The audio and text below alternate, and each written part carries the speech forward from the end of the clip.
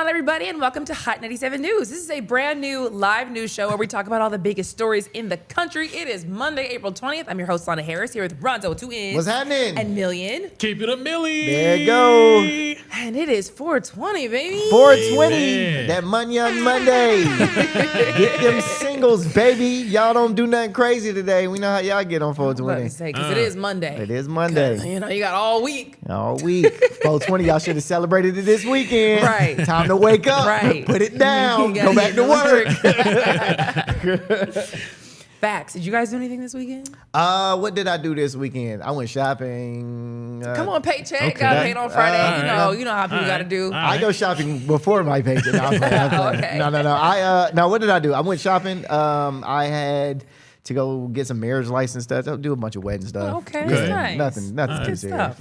Yeah, Bless Okay. up. boring. I just paid a couple bills. Nice. Couple bills. Amen. There you go. Amen. There you I'm go. still in my crib. You know, Yeah. it's always a good thing when you Can't still go in your wrong with crib. that, brother. Amen. Look, I agree. Okay, so let's talk about what these people are up to today.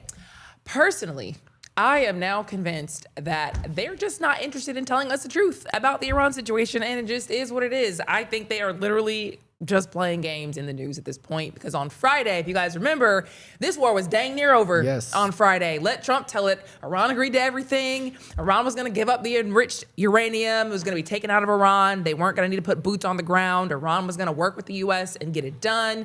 The Iranian government was going to suspend or end their nuclear program. Iran agreed to stop backing Hezbollah and Hamas, and the Strait of Hormuz was going to be reopened.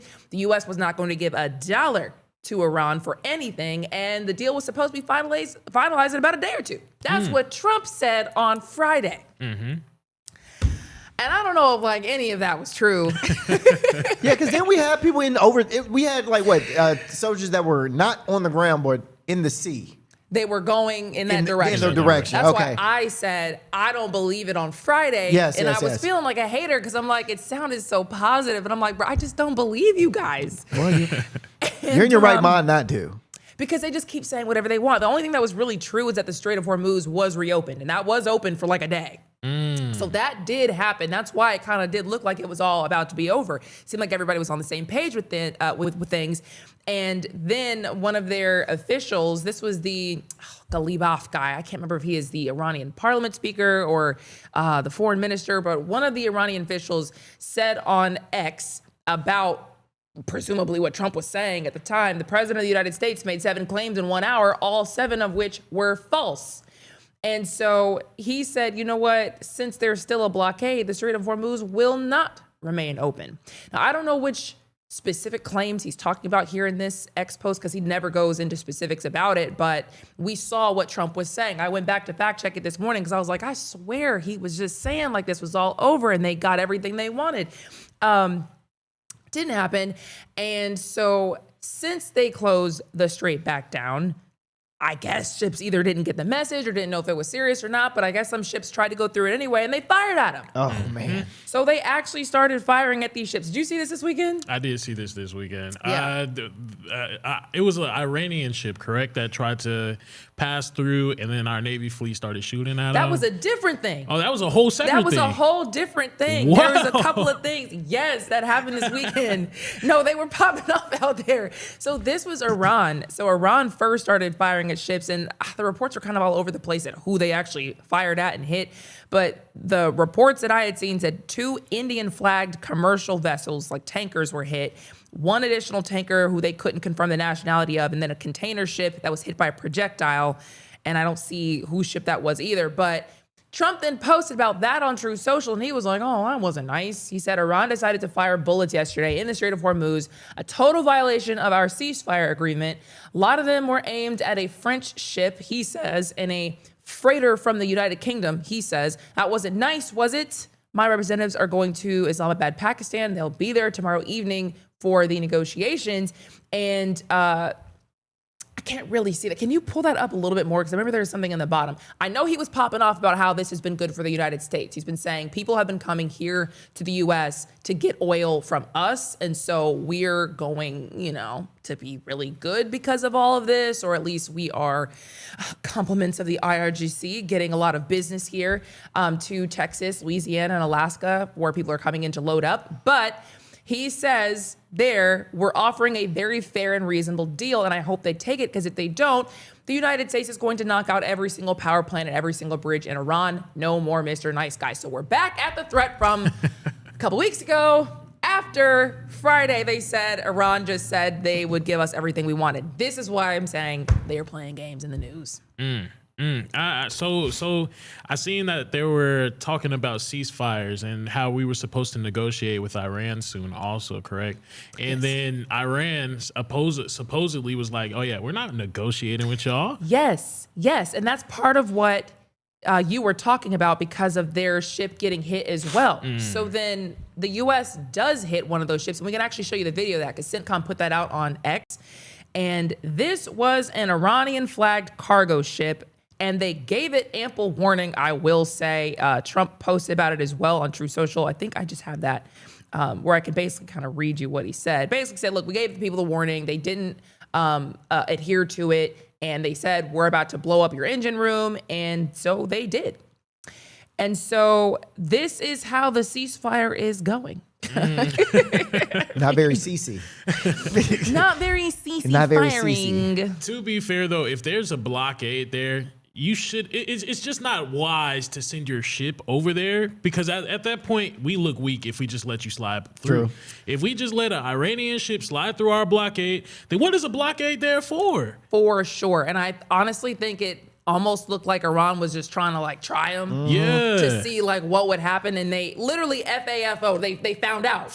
You know real what I quick, mean? real fast. Which I actually was happy to see, only because I'm like, if you guys are just like blowing smoke up everybody's behind and y'all aren't really about it out there, I'm going to be upset. Not that I want anybody to get hurt, but like, it's the one thing, we got a blockade going. And so, yeah, they said that since the U.S. was not going to end the blockade, they were going to close down the strait, and that's what ended up happening. So the U.S. never ended their blockade, which Iran claims to be tied to the ceasefire. I don't know if that's true or not, but I remember confused last week, because I'm like, how are they so upset at the U.S.'s blockade when they have been closing the strait? And one Iranian official actually was tweeting about this on on X. And this is what makes it make a bit more sense. They claim that this is different. They say that the blockade of Iran's ports or coastline is a violation of the ceasefire and unlawful and criminal, because basically the laws explicitly include not allowing the blockade of a state's ports or coasts among the acts of like things that you're not supposed to do when you're at war. Deliberately inflicting collective punishment on the Iranian population amounts to war crime and a crime against humanity. So when I looked it up, they're basically saying what we're doing in the strait is about protecting our citizens. You can't come through the strait with your weaponry or your whatever it is and come through the strait right by our coastline and fire at us. So we're blocking it off, and it just so happens to also impact the world's trade. What you guys are doing is explicitly blocking like medicine and goods and whatever services might be coming through these boats, and that hurts the people. So they've all have a reason for why their side is, the one in the right and the other one's the one in the wrong. They sound like sore losers right now, though. That's what it really sounds like. I ain't gonna cap. It sounds like we one-upped y'all a little bit, and now y'all want to start saying, oh, it's unfair. It's unfair. This is war, baby. I'm not saying I'm happy about it, but dang, this is hey, you can't be complaining when you start losing. Yeah. So that's kind of how I took it too, because it's like everybody's just doing crappy stuff here, and it kind of just is what it is. At this point, it would be great if their people did rise up. If they really hate these guys, rise up and like try to do whatever you can to get them out of there, so we can all get off this ship. But after that happened, Iran said, you know what, we are not going to be a part of these peace talks anymore. And they said that, I guess we're just going to figure it out from here. There was a post on True Social. This is actually the state-run news agency they have over there. And they said Iran stated that its absence from the second round of talks stems from what it's called Washington's excessive demands, unrealistic expectations, constant shifts in stance, repeated contradictions, and the ongoing naval blockade, which it considers a breach of the ceasefire.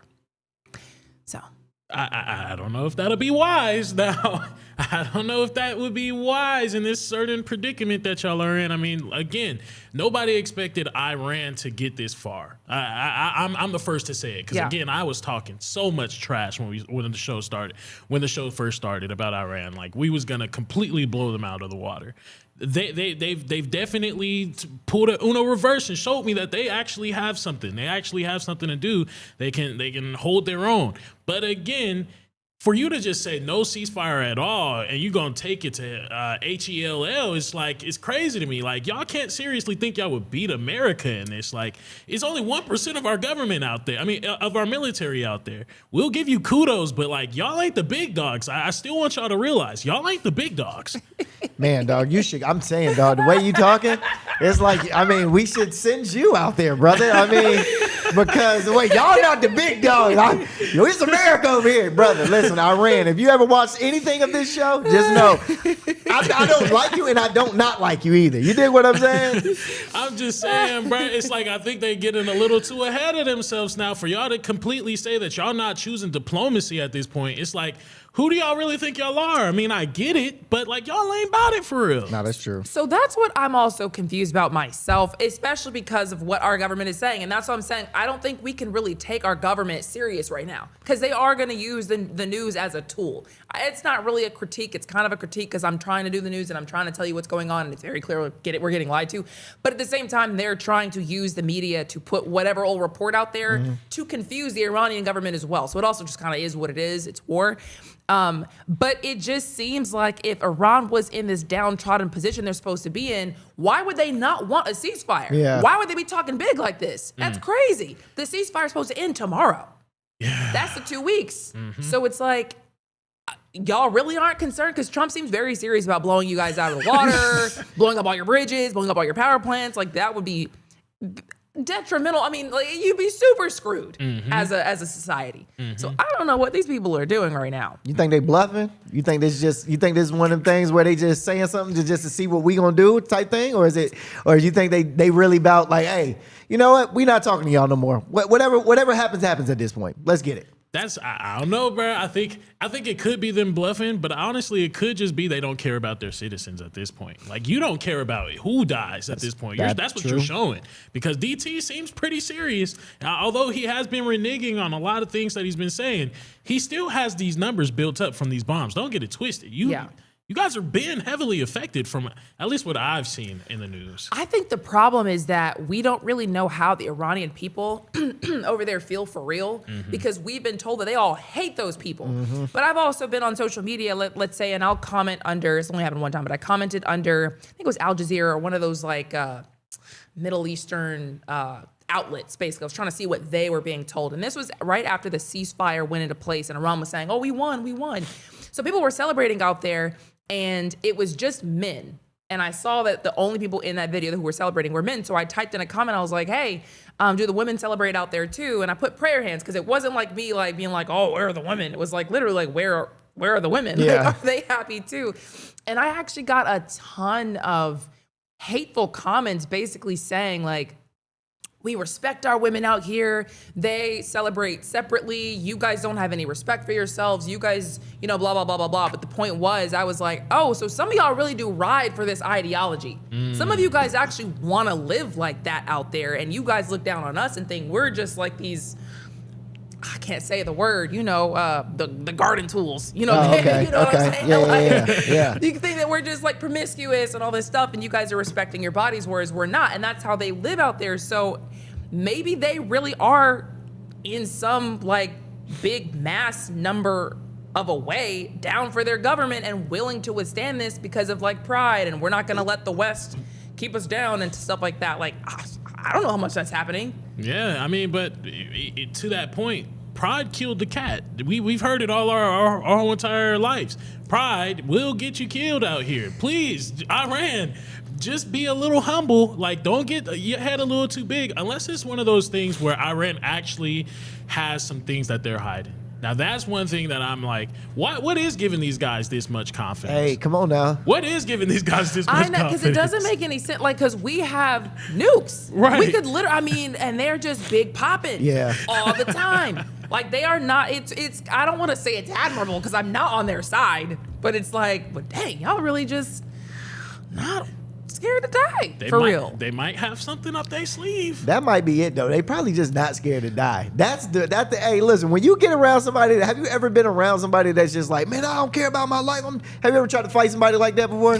That's just like, Absolutely not. Like, bro, I don't care about dying. I don't care about my life. Yo, those are some of the scariest people to fight because it's like, you don't care. So maybe they are living that way of like, I don't care if I die. So look, y'all bomb us. I don't care.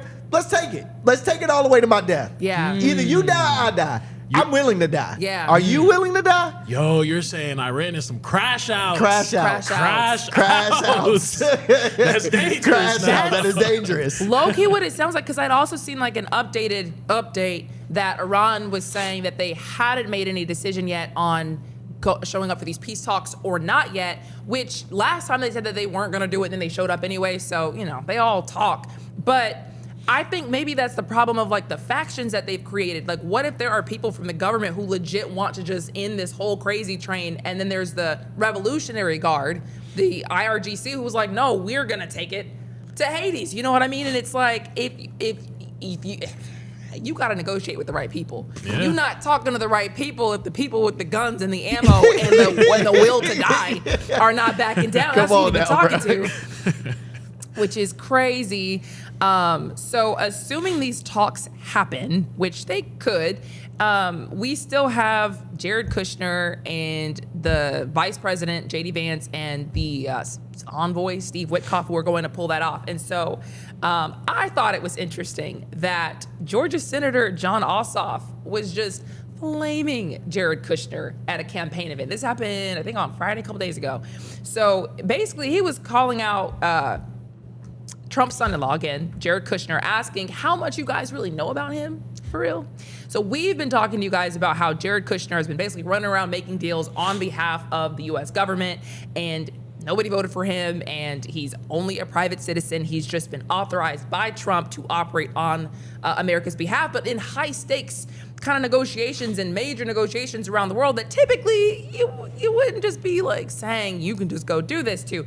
So because he doesn't have an official U.S. position, he doesn't have the same oversight or accountability structure as a U.S. official. The president just trusts him to do what's best. So again, somehow he's been a part of the Russia and Ukraine peace talks, the Gaza ceasefire, and the Gaza redevelopment plan, which includes all those resorts they want to pop up. And here we are with him again going to negotiate a ceasefire with Iran, even though it's not going well. Like, I don't know why they keep sending him. Does he really know what he's doing? Because it's not going well, so far as we've seen. And Senator Ossoff was at this campaign event basically just trying to make sure y'all knew that he thinks something may not smell right with everything going on with all this. So here's what he said. You guys know about Jared Kushner, Ivanka's husband. He's on the Saudi payroll for $2 billion. Did you know that? And now he's leading American diplomacy in the Middle East, apparently while at the very same time asking princes and sheikhs across the Arab world to give him billions more. And it's not just Jared getting in on the action. A company owned in part by Eric and Don Jr. has been pitching Gulf kingdoms on its drone interceptors during this war.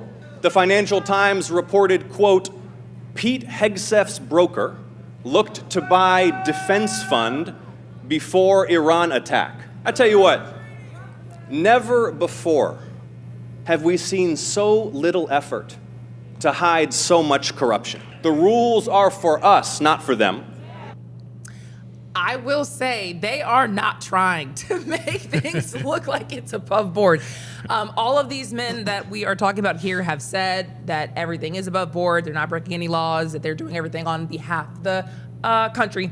But I did look into some of those claims he made. Number one, Jared Kushner's not on a payroll. He's kind of just being, like cute with the words. But apparently Saudi Arabia did give $2 billion to a company that Kushner owns and controls. And that company is an investment firm that uses the money to make deals and investments. So he's got some ties out there with them. And then Eric and Donald Trump do own, they are reported as investors in a company called PowerUs, and that's a drone company that was trying to sell drone interceptors to Gulf states and pursue a drone defense business. So you would make a lot of money selling drone interceptors while there are currently drones to intercept. that's why people are looking at this like, okay, you guys are making moves. That's really lining your pockets while people are suffering. Yeah, Bruh, suffering. this is why it's kind of dangerous when you get businessmen as political leaders. Because they gonna do business first. Always. Money comes first. Always. I never understood this, bruh. If you have to become a teacher, you got to do school. If you got to become a police officer, you got to go to the academy. If you got to be a doctor, you got to go to. Where is the certification at? Bro. I don't get it. It's like, bruh, it is like, you know how everybody has that one friend that's always doing something, but you will never know what he do, how he do it, where he get it from. That's him, bruh. It's just like, who are you? So true. Like, who are you, bruh? What do you do? And it's like, hey, man, he always with this person. No, he always over here. He's always over there. And it's like, what do you do? Yeah. What do you do? Now, to be fair though, that is not a good businessman? Being able to work your network, swindle your way into different networks and things like that. It shows that he's a good businessman in that sense, or at least at least a good networker. But we don't need a businessman. Bro, we need somebody to help us out. We need a negotiator. We need somebody to say something. What is this? Okay. Russia and Ukraine are still fighting. We're still fighting. Like, we need Why is somebody he to at the talk. helm still? So what I can do is, if you give me your money, I can take it over here and turn your 10,000 to 10 million. No, brother. No. It's not what we need. Yeah, man. I don't know. Again, like they have said, everything we're doing is just smart. I mean, we know how to move and we have these relationships with people abroad. We are fostering these relationships on behalf of the American government. It just so happens that they also might be making a lot of money at the same time. That's what they say.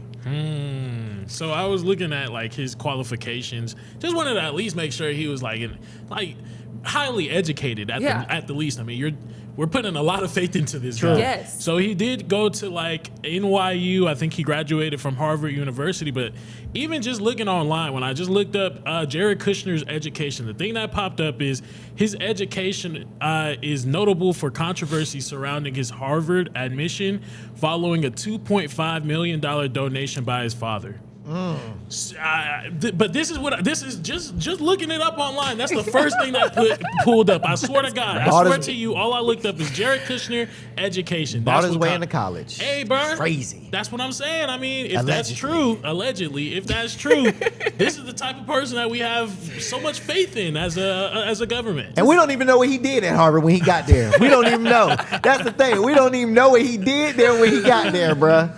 Negotiating about this is why we're still at war. Bro, what? This is crazy. It is qualities though that you would need as a politician, as a leader. You have to be able to communicate and negotiate in a sense. Yeah, bro, but not for America. Not for America, though, dog. I get it. But it does make sense as to why, like, it does seem like he's kind of over his head a little bit. I mean, that's how it feels, because it just seems like, why isn't the U.S. just, like, spanking it, putting it down, and leaving? Yeah.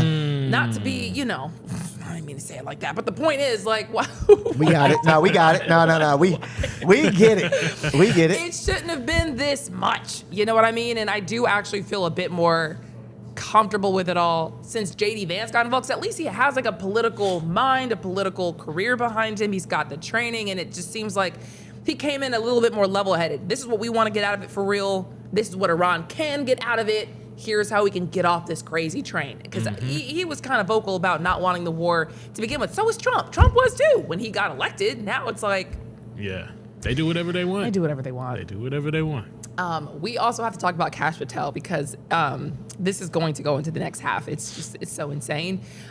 Kash Patel is suing a news outlet for tarnishing his good name, apparently. Did you guys see what happened to Kash Patel? I seen briefly about this, but I knew he was going to talk about it. So. Of course, we have to talk about this. Oh my gosh. Okay, so Kash Patel is the FBI director, and he claims that this news outlet is tarnishing his good name because they wrote this scathing article about him. And we're talking about the guy. Do you guys remember when he was celebrating in the locker room with the Olympics team? Yeah. The U.S. hockey team? Yeah. This is what we're talking about. He had the beers. Yeah. He was Yeah. chugging it like he was in his college days. Like he was on the team. Like he was on the team. I think there were some files that was released by Iran of him smoking cigars. This is the that's same right. guy. Yeah, it's the same right. guy. That's This is right. in charge of the FBI though, that just got hacked by Iran. Forgot Speak about on that. it. Allegedly. Speak Allegedly. on it. Speak on it, sir. Speak on it. Probably be doing all these side missions and not actual work. I forgot about that. Yes, he's also over the the Charlie Kirk investigation that people had. You know, he's supposed to be finding Nancy Guthrie. Dang. Right now, he's juggling a lot. He's a busy man. But this article claims that a couple of days ago, basically Kash Patel started panicking after he couldn't log on into the FBI system, and he was freaking out. Apparently, according to this article, basically saying that he thought he was fired. So he can't log into the system. He thinks he's fired. The article says he starts frantically calling aides and allies and everything, trying to figure out what's going on. And it was specifically described as him freaking out. And the article says word about his emotional outburst started spreading in the FBI and that some people were kind of happy about it, Yeah. which is crazy. But it says that the White House then started getting calls from people about who was going to replace him. So it's very clear, at least people thought that it was real. And with that, we're going to go to the commercial break and fill you in on the other side.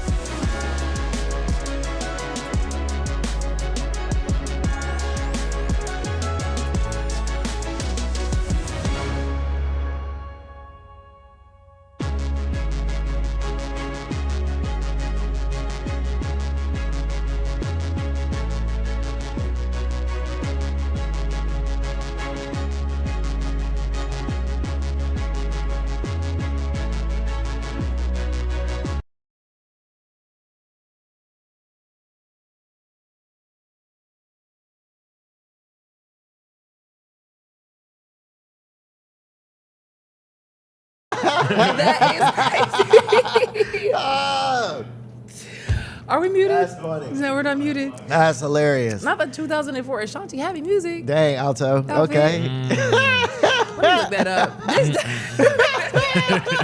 Hey, that's this is before Nelly. Is this before Nelly or after Nelly? Ashanti. I don't know, but they've been together for like my whole life. Nah, that has. Hey, Clark Bryan, man. We saw that comment, bro. I appreciate the compliment. Yeah, glad man. glad you found the show. Glad you came on over. Hey, you know, we here every day, 10 a.m. to 12 p.m. Stick around for this the national side right here. We gonna talk about some local because we're here in Atlanta. We're not New York. We're in Atlanta, so that's what we're gonna talk about at 11 o'clock. But thank you for stopping by, man, and come back tomorrow, come back Wednesday, come back Thursday, come back Friday. Keep coming back. And this is just like a little commercial break for YouTube because on TV, the actual real commercials are airing. So we just like to come in, talk to people.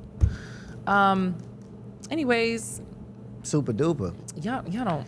Super have anything to duper. say. Hey, Super duper, we saw your Super Duper, we it's saw your your birthday. birthday. No, not today, Lana. Tomorrow. We saw your birthday. Tomorrow. We saw your birthday, Super duper. Shout out 60th. That's a big birthday, dog. Dang, you So- gotta say his name. I mean his number. He put his number in there. Oh, What do he you put mean? it in How there? would I know? I don't know the man like that. How would I know his birthday? like what?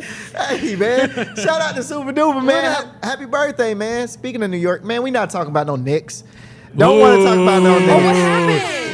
They won the They first game. won? They won the first game. They won. I'll give y'all this. I'll give you this, Alto. Jalen Brunson did his thing. That if it wasn't for Jalen, y'all probably wouldn't have had a really good night because he really held. He had 19 points in the first quarter, bruh. Wow. So he really held y'all. But y'all gotta come see us tonight. So we'll see. We'll see if you feel that same way tomorrow when we get back on the show. So how about that? The playoffs been good recently. They have been really. I Hey, bro, swear. it's been the Honestly, best teams playoffs that- in the. Hey, been the the teams best that playoffs even in a minute. made it, bro. The teams that even made it is just generational. Hey, bruh. this been a. I'm excited to see who's gonna take it to the finals. That's what I'm worried. Yeah. This gonna be a really good It's a battle, It's a bro. battle. I like it. OKC, Good. I can't Spurs. believe, bro. Golden State is out, Golden State is out, which is crazy. bro. OKC, Spurs, Lakers, and that's all on the Western Yeah, Conference Finals. It's That's it's heavy. crazy. It's heavy. That's crazy, But bro. we'll see tomorrow, Alto. We'll see tomorrow.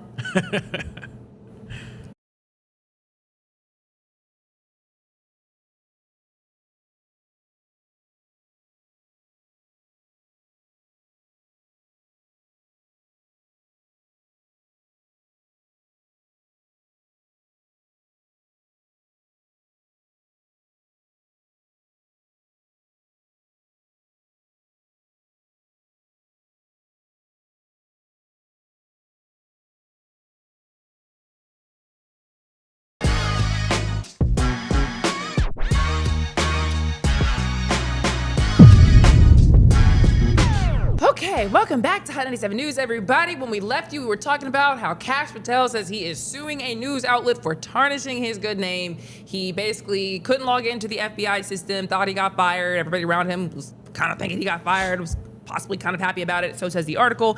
And everybody thought it was real because even the White House was getting calls about it and trying to figure out what was going on. So what actually happened was that there was a technical error. So it was a technical error, so he couldn't get into his account. It was later fixed, but everybody just kind of started really making note of that freak out of how odd it was, and that is where the plot thickened. So the article claims to have interviewed dozens of people, which included FBI officials, intelligence agency staff, lobbyists, congressmen, all sorts of people who should or would know in theory. And they describe Kash Patel as erratic, suspicious of other people, prone to jumping to conclusions before he has the evidence, a management failure, and a national security vulnerability, and that he might be so paranoid and constantly thinking he's going to get fired because he has a drinking problem. Wait, what? That's left field right there. That is what the article said.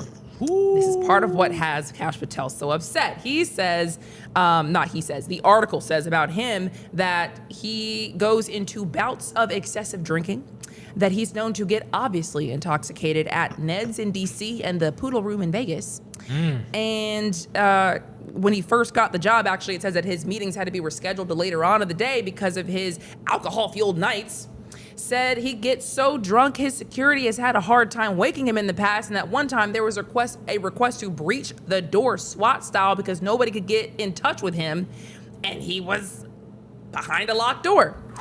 So yeah, man, the Atlantic article goes into a lot more detail than that, but I was just like, bro, the man who was in the locker room partying with the hockey team? We get it now. we get it. Hey, Kash Patel, listen, I'm gonna say you do need to do your job, but at the same point, brother, rock on. You know what I mean? You sound like you're having a good time, my brother. I've been there, so I get it.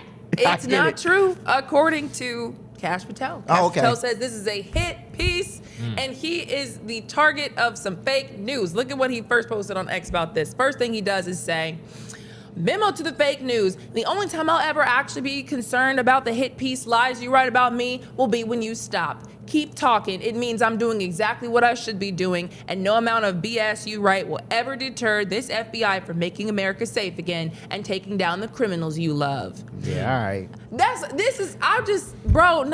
You are not this guy. Yeah, make America drunk again. That's what you're trying to do. Allegedly, because you know he's suing. Oh, yeah. He is taking people out. Let me calm down a little bit. Let me relax. But can you pull that back up again? Because it really just feels like he thinks he's the president with this kind of. Nobody talks about the FBI director like this. What do you mean keep talking? It means I'm doing exactly what I should be doing. Nobody should be talking about you at all. Yeah. That's real. At all. You're not that guy. Yeah, you're supposed to be like kind of hidden in a sense. I mean, you would think. Bro, like a fly on the wall. I've never heard of an FBI director before. Brother. Who's just out in these streets like this? Brother. My guy, it's not that type of time. For Trump, yes. Trump could post this and it would make sense. Because I'm the president of the United States. I'm making moves. You know, half the country probably hates me because half the country hates whoever the president is. The FBI director, no, sir. Yeah. Please go sit down somewhere. I'm thinking like Mission Impossible when I think of FBI. Like that's what you're not supposed to be. Like I'm like you, man. You're not supposed to be seen. And he's the director. Yeah, you so hey, I'm directing the FBI agents who are around these streets, trying to covertly do stuff. What you mean? Keep talking. That means I'm doing my job, girl. So then he gets on Fox News and he says that he is going to sue. Listen to that.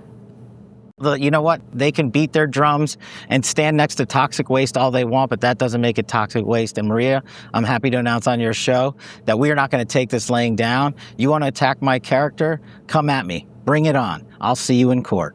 So you're going to sue them? Absolutely. It's coming tomorrow for defamation. And because you know what, Maria? We have to fight back against the fake news.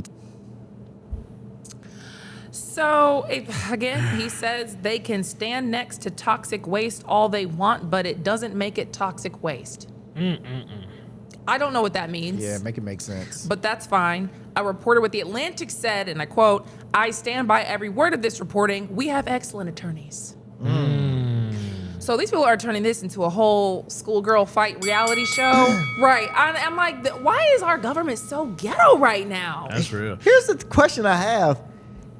They were very specific in the places that he's ventured with these allegations. Like very specific. Very specific. Very specific to the bars and the clubs. Like that, you know what I'm saying? Don't nobody just have that kind of information. So, you know, like, bro, I ain't gonna say it's true or not. I don't know. But that's just, if somebody would say, hey, Rondell, we saw you at, you know, Magic City, that's very specific of a place I could be at. I can't be like, nah, I wasn't there. It's like, no, dog, we Easily saw you. verifiable. Yeah. Like, we saw you, bro. I'm gonna show up to the poodle room. Maybe Kash Patel is there. You know what I mean? Evidently intoxicated is what they say. It's like obvious. And so, you know, when you talk about like having to bang down a door SWAT style to get to the FBI director because he might be passed out drunk, as this is alleging, that is insane. Crazy. So, I mean, either he's under a real like hit job where allegedly dozens of people that they've interviewed are all saying the same things about him to where they are comfortable enough writing this article, which is clear defamation if it's not true, or it's true. It's so Man. It's sick. How is news outlets gonna have intelligence on the head of one of the biggest heads of intelligence in the country? I mean, That's what I'm saying. You're really sloppy at that point. Yeah, bro. You're not supposed to be see me in these streets. That means I'm doing a good job. No, it really but means the opposite. And then so this all started because of something, a malfunction that happened with the FBI. What's going on, FBI? Why do we keep having these mess ups, bro? This is, like this, as far as where that article starts, it says like, he was like spazzing. This happened on like April 10th. So he's spazzing about, frantically calling everybody, and it seems like maybe that just opened a can of worms where people were like trying to figure out maybe what was going on with that, and then people just started saying, well, you know what I heard? Well, yeah, have you been to the Poodle Room? You've been to Ned's in DC? You know, and maybe that's how it happened. Kash Patel says the whole thing is a lie. I think he actually called more attention to it though, like trying to. Thank you. He shouldn't have said anything. Bruh, If it was fake. Bruh, I say that all the time. If anybody ever says something about you, bruh, just don't say nothing unless it's just like, oh, and you know it's not true. But if you know it's like, hey, bro, I was kind of there. It's like, hey, bro, just don't talk. Just don't talk. Just don't talk, man. Just don't talk. Yeah, I would have just thought that because if anything, nobody's gonna read the article. Like I never probably would have found that had he not drew more attention to it. Like with X posts and interviews, like, boy, you wouldn't have seen me. I would have made you look like you were crazy. What? Silently filed a lawsuit and said, cease and desist, take this down. Exactly. Please, nobody read this. Like, please. Another update for you. So the Trump administration is officially looking into those missing scientists. Ones we've been talking about for a while. There's now 11 of them, actually. Scientists are people who are connected to that realm, and it's gotten to all the way up to Trump, actually. Trump says that he was just briefed on it a couple days ago, and so we're going to have an answer like a week and a half. He said this a couple days ago, so we're probably like maybe a weekish away from getting answers on whatever this is. I don't know what to make of this anymore because they do have like death dates. It's a weird way to say that. They did die over the past couple of years. Like I think one was like in 2022 or 23, 24, 25, 26. So it's like, it's not like they all just died back to back to back to back to back. Trying to like poke holes in this now on both sides. It could just be nothing, like a random set of events. That's not that many people when you really consider the field. But at the same time, the fact that so many people did walk away from their houses with nothing but a gun, no ID, no money, no phone is like that's not nothing either. Mm-hmm. I saw a White House briefing recently that Trump went through, and like a reporter asked one of, I swear this question was crazy. I didn't even think this out. He was like, is it possible that these scientists are somehow being involved in foreign intelligence, or like they're disappearing and going to like foreign, like our adversaries' side or something like that? I was like, what? That's a good one. Oh, if they're disappearing and then going to help the opposition? Now that would be crazy. That would be crazy as ever. Because you said some of these people was like nuclear. Yes. These people were top dogs over here. Imagine that they went over to help the opposition. That would be crazy. You know, we got a lot of scientists from Germany after World War II. Oh my here God. in the U.S. You know what I mean? Right. Like it's people do scatter. Huh. That'd be crazy. Oh my God! What if they're helping Iran? No. Then we might. That's why Iran has the confidence they have right now. They're like, oh, y'all keep playing. We got your scientists that's working on our stuff. Ooh, and Israel has been taking out their scientists over there for real. Really? They have their schools, their science, because they don't want them to have any knowledge in how to build this stuff. So they started taking people out with the knowledge. Not to say, we're just riffing here. We don't know. Get them, not in. No, But that is crazy. So apparently, they are going to be looking for patterns across the cases. Right now, the FBI's Kash Patel's on it, guys. So nothing to worry about. Oh God, we're cooked. Guess we're not getting no answers now. But yes, they have launched a multi-agency review on this, and it is being treated as a potential national level issue.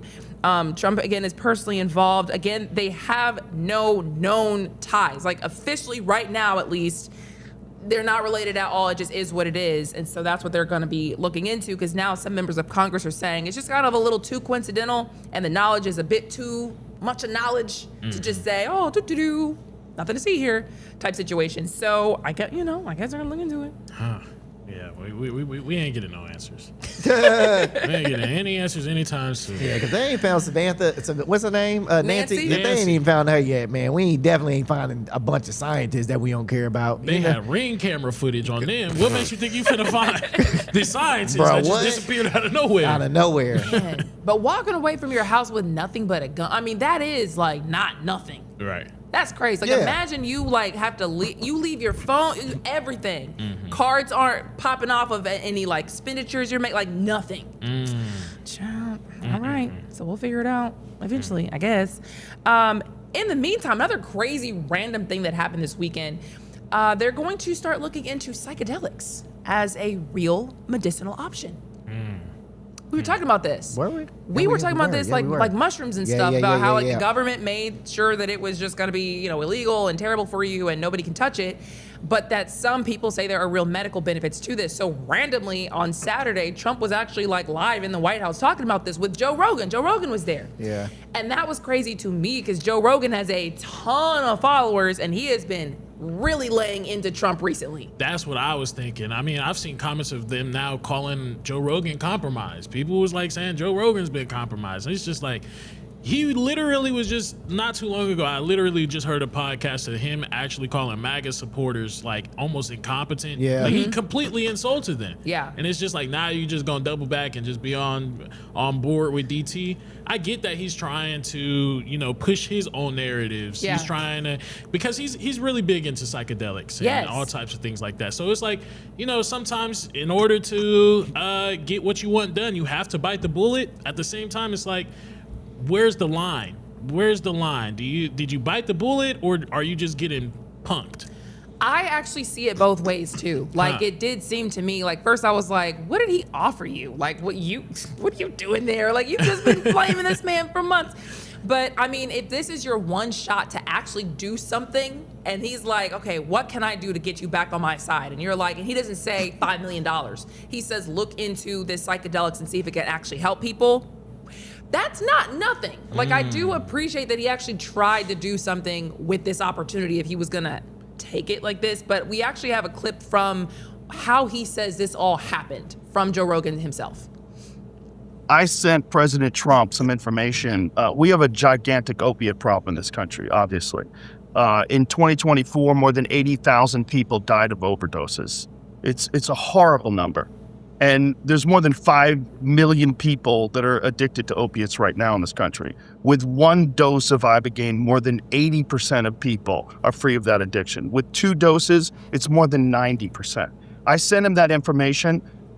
The text message came back, sounds great. Do you want FDA approval? Let's do it. It was literally that quick. These drugs are illegal not because they're harmful. They're illegal because of the 1970 Controlled Substances Act that was passed by the Richard Nixon administration. They did it to target the civil rights movement and the anti-war movement. It's not because these drugs harm people. And for 56 years, we've lived under those terrible conditions. We're free of that now. I had to do my own research into those numbers because Yeah. because that's I don't know if psychedelics. There is proven fact that psychedelics can help you. There is proven fact that medicinal marijuana does work. There is proven fact that medicinal shrooms, taking microdosing shrooms, that does, help your lift up your spirit and help your depression and this, that, and the third. That does work, but I don't know about other psychedelics though, bro. Like, Yeah. what psychedelics are they? I mean, it just depends on what psychedelics they're actually trying to push. The ibogaine, is that how you say it? What is that called? Can That's you what pull he that said. up? Ibogaine? Yeah, that's it. So that's the one specifically he's talking about, and they frame it as something that can help veterans specifically. It's not like a broad, I'm going to make this recreational type situation. This could potentially help treatments for people who are right now having to go overseas to do this, because this is not illegal everywhere. This is illegal here. So people will go to like Mexico or wherever to get these treatments, and they claim it works. So that's why Trump is now saying, okay, well, maybe we can look into this as well. And RFK Jr. has been for some, non-traditional takes on medicines and stuff like that. Like he is, and some people appreciate that. Some people think he's crazy. That's for you to decide. But I will say I have seen documentaries on psychedelics where they will talk to a veteran who's undergone some just like a supervised treatment of some kind of psychedelic drug, and they'll say that they were able to look back at some things that they had gone through, I guess during the war or whatever, and like forgiven themselves in a way where they could move forward, where they weren't like not cowering in their homes, but there was this one guy who was talking about like, I always have to shut off the lights and I jump at every like loud noise, and I feel like I'm constantly like being watched by whatever the circumstances he was in out there. Some documentary I was watching on Netflix, and yeah, he was talking about how he was able to go into his mind and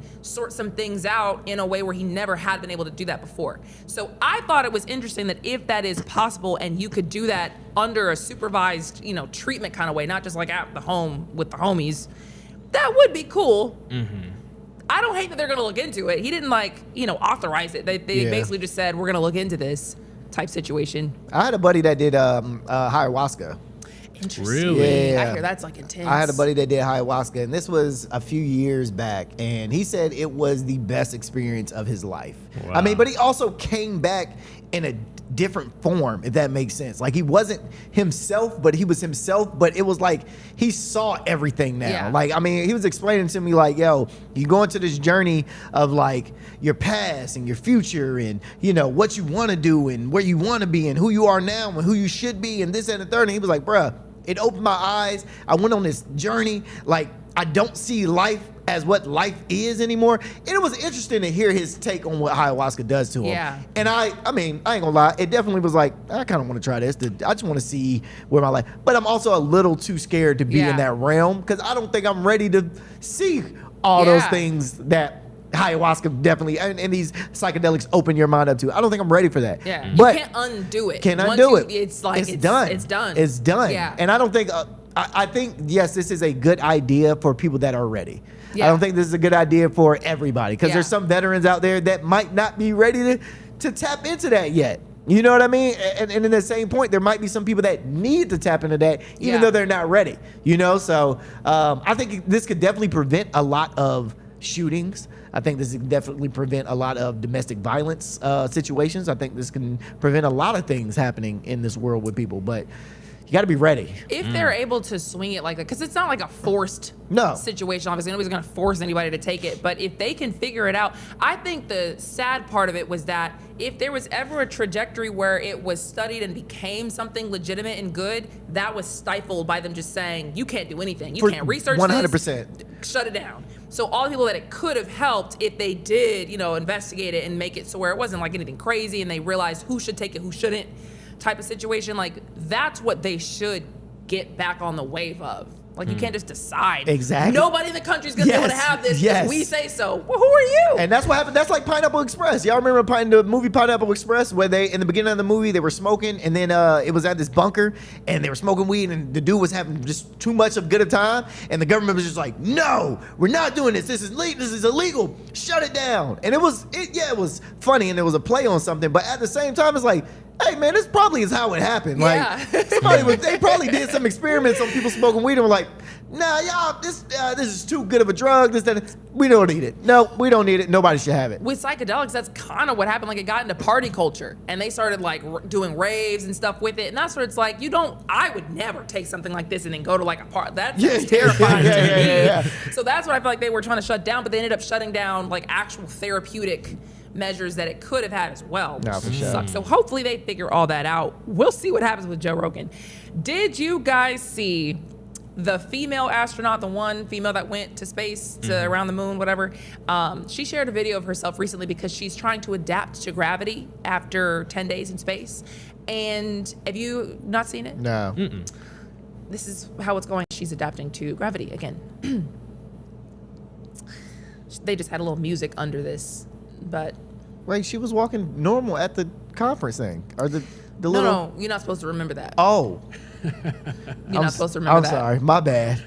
I think, because I don't know how else this makes sense. What? Like literally just walking normal at the press conference. So I will say, she said that when people live in microgravity, the systems in our body have evolved to tell our brains how we're moving. The vestibular organs don't work correctly, is what she's saying. These are her words. She said our brains learn to ignore those signals. And so when we first get back to gravity, we are heavily reliant on our eyes to orient ourselves visually. So she's doing a tandem walk with her eyes closed. And that is why she is unable to walk. This kind of makes me want to get up and try this myself. What? Duh! Girl, your eyes closed. Nobody walk with their eyes closed around the world. Even blind people can walk straight with their eyes closed. What are we talking about? She says learning about this can help inform how we treat vertigo, concussions, and other neurovestibular conditions on Earth. People really piss me off sometimes because this is what are we talking about, bro? Open your eyes and walk like a normal. You weren't up in space blinded, girl. You had your eyes open. She's saying something is not connecting. You know what? I didn't know what to think about this, but it just immediately reminded me of that man who was in space and had to come back because he couldn't talk randomly for 20 minutes. Yeah. I'm like, what is going on with y'all up there? This don't even sound right because she literally was walking perfectly fine at the press conference. Up, down. Calisthenics, hug. I mean, they gave about 10, 11 hugs. Like, this don't make no sense. This really doesn't make any sense. Well, I mean, more power to her. I hope you get your legs back, girl. I hope she gets her, yeah. I hope you get your legs back under you because this is performative as all get out. Mind you, this is the same woman who randomly stopped talking for like a minute in the middle of her speech about what it was like to be in space. Y'all said I was just being crazy, pointing out how odd that was, and now here she is. Yeah, it's giving Oscar. It's giving an Emmy. Yeah, it's giving I Need a Show. It's giving I wanted to be nominated for that Oscar. Yeah. That's what. Yeah, this is ridiculous, bro. But you know, some people really feel like we did a good thing. We went to space. We went around the moon. We're gonna have moon home soon, and she is a pioneer. Man, get a black dude the same exact task. Let him do it. Let me see Victor Glover. Yeah, get the black dude because he's not gonna lie. I don't think he's not gonna lie. He gonna keep it a buck. I seen his family. I was like, okay, he got a nice, strong black family. I was like, all right, cool. Come on, strong black family. This is we have like no time. We gotta do two real quick. No, we're not. I'm gonna skip one. Did you see this skydiver that flew into the scoreboard over the weekend? I did. At Virginia Tech? Yes. Yeah. Boom. Dang. Yeah, man. Oh, hey, it's funny because the song that's playing, this is how legends are made. Whoa. No. This is how legends are. Boom. That was a hard hit, Yeah, too. it was a hard hit. Oh, no. So what happened was, and the thing went off. The board, dang. This was like right before the game, too. Yeah, bro. I would have been terrified. So, the board maybe it didn't go off. Maybe it was just black right there. I don't know what happened to that board. So there was a skydiver / parachuter that was actually part of a pregame stunt at a Virginia Tech spring football game, which means this is like not even a real game for real. And it was just a football, a college football game, pregame stunt. So this was supposed to happen. Multiple parachuters were out there descending into the stadium carrying American flags as part of the show, and one of them just lost control.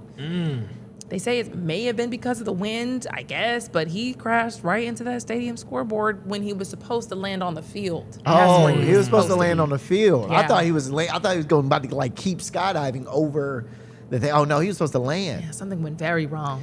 So he was just left dangling midair. Man, I'm trying to figure out who I can sue. I'm always trying to figure out who I can sue whenever anybody get hurt. That's my first thought. Who can I sue? Guess how long he was up there? I didn't see this actually. How long? Guess how long he was like? If you Had to be hours. You are hours. Had to be Hours. You think hours. he was like hours with the crowd right there? When the crowd right there, the How crowd long? would have went home. The game would have been over. You think he was just hanging there the whole game? Like, I mean, at least for the whole game. Whole game, 2 hours long. You don't think they would have peeled him off that sign in 2 hours? Nah.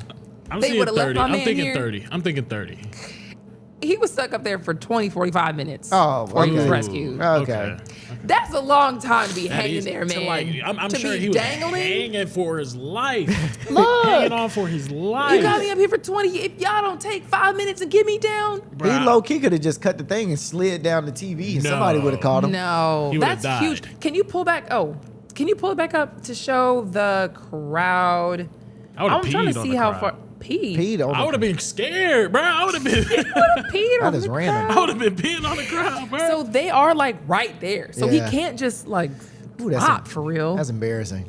And that's a big screen too. Like, look at the size of his body versus the screen. Why do you keep doing this? Oh, because we gotta go. I was like, why is he pulling this down?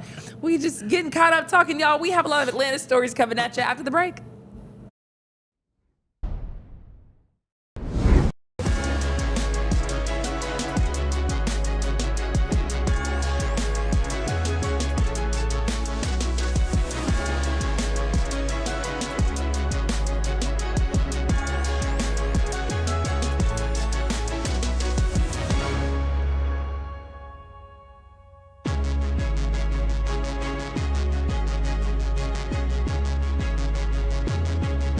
Oh, Palo Santo's fun. They got like a weekend like day DJ on Saturday. Oh, for real? Oh, come on. It was lit? Yeah, I think we're not muted. We're good. We're on. That's crazy. What do you? So I wanted to see like with Joe Rogan, like Yeah. at what point do you like? I understand he's trying to push his own narrative. He's trying to push his own policies, but he does realize he's helping the Trump administration as a whole. Like he's spoken about how the war, how he hates this war. It's an unnecessary war. And he doesn't think that Trump is fit as a leader. He lied to the people, but like you're kind of aiding in Donald Trump when you go up there in front of all these people in Yeah. America and you almost like back him in a sense. It's just like, I get you want to get your own stuff pushed, but like, bro, you got to be able to stop being selfish at one point in time. Yeah, I don't know. Like, cause I just see it both ways. Cause like, obviously it does seem like you're just now going to help an administration who you feel should be kind of like leashed in a sense. And like, it's done wrong, but like, if this is a step towards getting them back on the right direction, shouldn't he take it? I just think there's too far things though. I mean, you're talking about war and then you want to say drugs. So it's like, are you going to continue to speak out against the war and still help Donald Trump out? Because you being in that area, regardless of if you're vocal about your position on the war, you just being in the area and people just seeing the screenshots of you behind Trump, people are going to be like, oh, so then Trump is good. That is literally when I turned on the TV and I saw him, I was like, is that Joe Rogan? And my boyfriend was standing right there and he was like, I was like, what is this? He was like, I don't know, a humiliation ritual. And I was like, that's funny. That's what I'm saying. it was very That's strange. That's what I'm saying. But that's what I'm saying. If Joe Rogan is really passionate about this and you got one shot and this man needs you to try to like get MAGA back together and you're like, well, you have to do this. I think he probably should have got more guarantees than just a we'll look into it. That's what I'm saying. Like, at what cost though? That's what I'm saying. Like, you could be trying to help people out, but you're gonna be hurting a lot of people by helping Donald Trump out just being in his area. Yeah. I don't know. Cause I wonder like if I were to be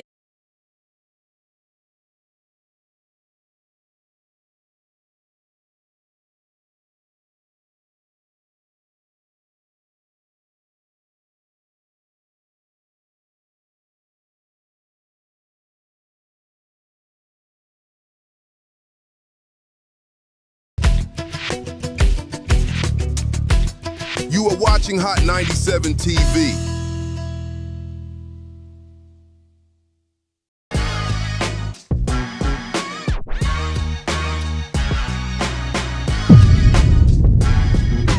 What's going on, everybody, and welcome to Hot 97 News Atlanta. This is a brand new live news show where we talk about all the biggest stories in the city. It is now Monday, 4/20, baby.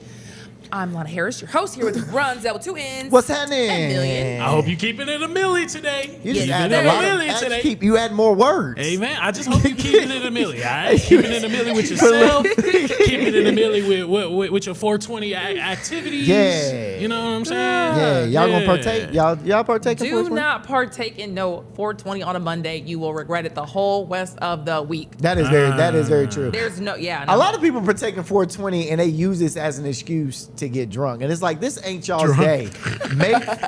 This is not y'all's day. Y'all's day is Cinco de Mayo. Y'all don't have this.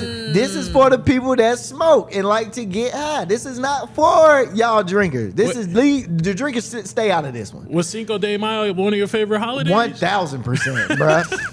1,000%. I celebrated all the holidays. 4th of July, Juneteenth.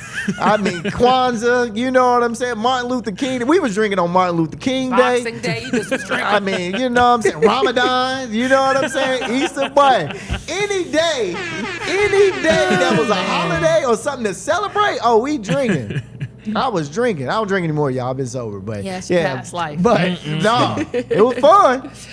Oh, man. Okay, diving into the news. 4 Georgia troopers just got fired after using pursuit crashes to seek payouts, so Yeah. the reports say. Yes, this one was kind of crazy. So, like you said, it was 4 troopers. Apparently, they would allegedly get into these accidents. You know how GSP uses the pit maneuver tactic, and it causes a lot of damage. And the pit maneuver. Yeah, the pit maneuver is when they drive close to you, hit you from the back. Yeah. Pause. Ooh, that was Dang. crazy. That was crazy. Oh Dang. my God. Dang. That was wild. That was crazy. That was wild. But you see, I caught it. I'm though. glad you You did. guys are so immature. That was, he said, when they driving and they hit you from the back. Woo! They tap your car, they try to get you to spin out, and they There try it to goes. arrest you. There Right. it goes. There's a lot of complaints. You guys are so. But there's a lot of complaints about this maneuver in general because it causes so much damage. There's Yes. a lot of people that even sue the police departments because of Yes. it. But what these 4 troopers were in trouble for was when they would do these accidents, they would go to a private lawyer, and the lawyer would file those accidents as the police officers' insurance claims. So it was like a private insurance claim for something that they did. So they would get into the pit maneuver and then, like, basically get insurance money from it? They were trying to get insurance money from What? it. Now the people are saying they're saying that there's no specific evidence on whether they got money from it or returned, but they did say that there was some reason to believe that they were going to a private lawyer and they was actually making these claims off of pit maneuvers. So they was actually alleging that these guys was purposefully using escalating tactics to stop people from driving in order to put some more money into their pockets. Wow. You know how crazy that it is, because there's always a conversation about the pit maneuver after Georgia State Patrol does one of these, or Georgia, what did I just say? Georgia, GSP. No, yeah, you Georgia State good. Patrol, Yeah. because people will die, or there'll be somebody who is in the passenger seat who gets yeeted out the window, or something crazy will happen, and they'll just be like, well, you guys shouldn't be committing crime. It is what it is. So the fact that they could possibly be trying to get paid off that is crazy. But Yeah. GSP is probably the only police, when you see them, your whole stomach turns upside down, because have you ever gotten pulled over by Georgia State?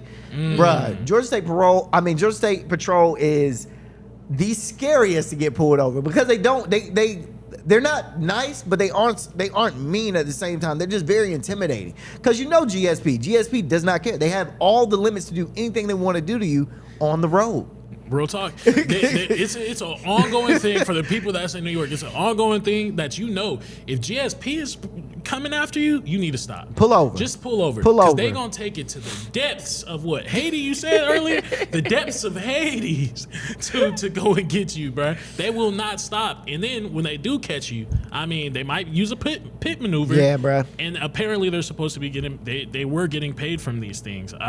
So the troopers, they said that if the troopers were fired, they could possibly face some charges, and the lawyer could also be facing charges too, because he was accepting those claims and putting those claims in. Yeah, GSP is the only people that can actually knock people off their motorcycles here in Georgia. Like, yeah, you can't. You hate them? Yeah, you can't. If you like motorcycle drivers, if they try to outrun a GSP, they're gonna catch you, and they legally can knock you off your motorcycle. Like, you're not supposed to be able to do that. GSP is playing Grand Theft Auto. Grand Theft Auto, bro. Like, literally, and you can't outrun them. Like, there is no outrunning. Bro, their cars are dumb fast out here. Real talk. Dumb fast, bro. I've thought about getting into a police chase once. I've thought about it. Just wanted to try it. I've thought about it. Have you never thought about just once being like, let me see if I can mash the gas and really go? Because you told us you dream about this. Oh man, all the time.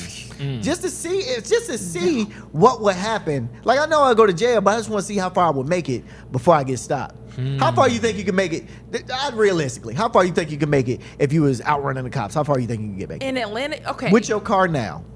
Oh, I'm in a Jeep. They would catch me with a swiftness. Oh, okay. Mine would like flip Yeah, over. Mel, how far? Nah. Well, I've always had like a 04, Okay. 03. So I feel that. every Why time you I'm like, asking us? I forgot. that was messed up. I didn't That mean. was messed up. I forgot. You knew. You knew. But I also forgot. Then when I asked you, that's what I remember. That's it. Questions already out there now. Look, every time those lights come on, I know to automatically stop. I mean, I throw my keys dang near because I know I ain't gonna be able to run. I know I ain't gonna be able to run. I know I ain't getting anywhere. Now, if I did have like a nicer car, let's say this thing pops off, who knows? It might be differently. Yeah. I don't know. I think you'll still drive your car. They pull you over for driving slow, though, Million. Like, Okay. yeah, All right. they're not driving. They're not pulling Got a you over. point. They're not pulling you over for driving fast. They're probably pulling you over and being like, "Hey, sir, can you speed up, please?" Like, you are holding up traffic. It is a bunch of people back here. At the same time, I think I was thinking about just like traffic in general. Like, if you wanted to actually pull this off, not pull it off for real, but like if you wanted to get into a high-speed chase, you would have to be one of those drivers on the road that just Knows how to dips in, maneuver. knows how to maneuver. Yeah, Like, that's a whole yeah. different, because Atlanta traffic is going to stop you. 100%. But at the same time, you do see those drivers who will just like bat out of Hades, just like they don't like see lines. No. And They that- see space, and then like you'd have to operate like that. With That's what it GSP. is. They see space. They see space, and as long as you don't move, that's the problem. People get scared at somebody coming up real fast, and they want to move out the way. He's already clocked that Yeah, space. yeah. You about to move in. That's how the accident happens. That's real. You can't move. I didn't think of that. That's real. So, have you ever seen like a police chase go by? Once. And it's one of the scariest things ever. I've Like only when seen they're once. actually, when people are actually running, I mean, they take off. They going. Take off. I think it was a Hellcat that they was trying to catch. I mean, blew me to the side almost. Yeah, like yeah. just with the air alone, That's bro. crazy. It was that fast. And it's just like GSP was right there behind behind them, bro. They didn't care. They didn't care about the traffic that was in the way. Hey, bro. They didn't care about nobody. Hey, They was dog. right there behind And them. they moving too. Everybody is moving. Like, you see them coming in your rear view. It's like, yo, he gonna slow down a little bit. Oh, no, he's not. No, he's not. Hey, bro, they do not care, bro. Oh, yeah. If you ever come out, all my New York people out there, if you ever come down here to Georgia, do not try to outrun them. Go ahead and pull over. You know what I'm saying? If you already know you got stuff in your car you ain't supposed to have, just go ahead and put your hands behind your back when you get out the car. You know what I mean? Oh man. In the meantime, if you are gonna hire one of these agents, y'all need to make sure you know who you're hiring. What kind of agents are we talking We talking about ICE agents. Oh, Yeah. So oh. I'm glad you said it like that because that's why I wanted to. Yeah. Oh, okay. You dig what I'm saying? You Okay. see what I did there? Okay, Yeah. So okay. we talking about these ICE agents. Now these ICE agents, and we've talked about this briefly, how a lot of these ICE agents aren't qualified Right. to do Not for real. the job Right. for what they're supposed to be doing. So a new investigation by the Associated Press is putting ICE hiring under the spotlight, and what they found is exactly what confidence building. I mean, it isn't exactly confidence building. We're talking about recruits with bankruptcies, lawsuits, questionable records, and in some cases, barely any law enforcement experience at all, which we kind of already knew. I'm knew. glad this is coming out. This is all happening as ISIS tries to double its force, bringing 12,000 new officers backed by $75 billion push tied to deportation efforts. Now, one of these people is from Atlanta. And I'll just give you an example of what he got. So Carmine Gerlachski. I don't even know if that's how you say his last name. Probably not. Gerlachski. He's from Richmond Hills, Georgia. Now, he has 2 bankruptcies, bouncing between 6 law enforcement jobs in 3 years, and at one point had no income living off a friend. I'm sorry, I was looking at his last name. How do you say it? It's probably Gerliachi. Gerliachi. Okay, yeah, something Little like that. Italian. Something like that. But Wait, sorry, can you repeat what you said? so they hired this man for ICE, and this is what his rap sheet is: Yeah. 2 bankruptcies, bouncing between 6 law enforcement jobs in 3 years. 6. Oh, man. 6. It's like 2 a year. Bruh. What are we talking about? What are we doing, bruh? And at one point, he ain't even had no income. He was living with a friend. That's just one, and that's here in Georgia. Now I'm gonna take you to some other places where this is going on. Then we got Andrew Penland, accused of falsely arresting a woman, writing a report that didn't match the actual evidence. Now this lady spent a week in jail, over a year fighting charges between the case, and eventually the case was dismissed. That's another one. Oh, no. And you're talking about before they became ICE. Before they became ICE. Oh, my God. These are the people ICE are hiring. Now here's another one. Antonio Barrett, who didn't even finish the police academy. Dang. He said a dramatic pause. Enough said. Didn't even finish the police academy. He had to come back multiple times, and then finally, under special circumstances, they lasted, and then he only lasted 3 weeks after he got hired. He had to come back after special circumstances, and then only lasted 3 weeks after actually becoming an officer. These are the people that they are hiring to become ICE agents. And if it's not becoming more evident every day that they're just letting anybody in, and we probably need to start re-looking and restructuring how we do this ICE. This should tell you right here, bruh. They letting anybody in here. Money, hey, look, all money ain't good money, y'all. Okay, so when y'all start like trying to hire these folks, look into it, because you're putting people's lives in jeopardy, especially these officers that couldn't make becoming an actual officer, or actually getting fired. We don't know if he got fired, but actually getting bounced around from 6 different other police forces. You don't just get bounced around from 6 police forces for no reason, bruh. You dig what I'm saying? So you might want to start looking into these people more, because, bruh, you have people, these aren't just, and I think that's what we fail to realize is, yes, they're immigrants, but at the end of the day, they're still humans. They bleed red, they breathe every day, they walk, they talk, they do things like every human does. So you have to treat them like a human and not like an animal. And some of y'all treat y'all animals better than y'all treating these illegal immigrants. Crazy, bruh. For sure. I do find it interesting, like the videos that I've seen, at least, of like these ICE agents walking around airports, because they are at one point they were in airports, walking around conducting investigations, raids, things like that. A lot of times, if they don't have that mask on, they're like minorities themselves. So it's one of those things, like, it's like, it's kind of interesting how like they're going about hiring these people in general. It's minorities that they're hiring to catch minorities. And a lot of times I'm saying minorities, but I'm saying it almost looks like immigrants catching immigrants. Yeah. I'm serious. And it just goes to show like that's what I was saying I forgot we was talking about it. I was talking about it and I was saying like, at the same time, a lot of these people that are getting caught or for illegal immigration are some of the same people that would push like Trump's narrative, push Trump's 2020 agenda, 2025 agenda. Black people was telling you, look, this is not gonna be helpful. All y'all gonna get it. But all y'all gonna get it. Hey, but nobody wanted to listen to us when we say it. And then you want to start crying for help when he promised, he lived up to his promise on this one. Yeah, I think the craziest part about it is like the incentives they're giving these ICE agents. Like it really incentivizes anybody. Yes. Probably like the worst potential people to take this kind of job. Like who in their right mind sees what we saw go down earlier this year, and was it last year too? I can't even remember what's happened, but like when the ICE up was going down, who sees that and says, I want to be an ICE agent? Yeah, for sure. I want to hog tie a woman in like a school pickup line. I want to go barge into like a school and grab their teacher. I want to go, get into street battles with protesters. Like who signs up for something like that? But the incentives to sign up to be ICE was like crazy. They were offering like $50,000 as a signing bonus. They were. I mean, they recently did just get funding, like a lot of funding too from the federal government as a whole. So it's like, huh. So if you're saying you don't need a college degree and I'll give you $50,000. Yeah, ain't nothing worse than an illegal immigrant that got his citizenship. Ooh. Talk about it, bro.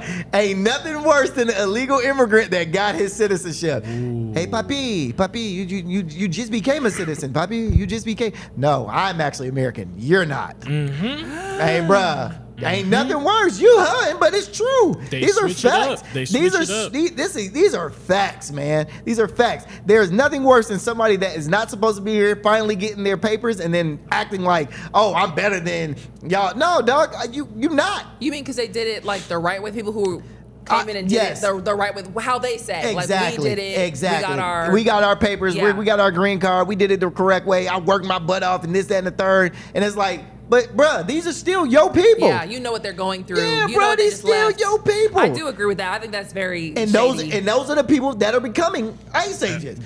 They're racist. They're racist against their own people. It's like, yo, that's so trippy. Come on now. That's what I was saying. So it's like, when they was talking about us helping them, it's just like, what we gonna do? It's y'all doing it to yourselves. Doing it to yourselves. Y'all doing it to yourselves. I will say there were a lot of people who did think that Trump was just gonna go after the criminals. Because to Trump's point, there are gangs like MS-13 that will run like their own communities raggedy. Yeah, like for there sure. was a whole scheme of like bringing people from Venezuela to the US, claiming that it was legit, and then getting them here and then basically enslaving these people. Like you're gonna be a drug runner, you're gonna be, into prostitution, you're gonna do whatever we want you to do because you're illegally here and we know that. And we can turn you on whenever we want. So they were like extorting so many people, and people thought that they were gonna go after those guys. People who were like just kind of like running their own communities raggedy, not like the taco lady and like crazy. The construction worker, exactly, the maid.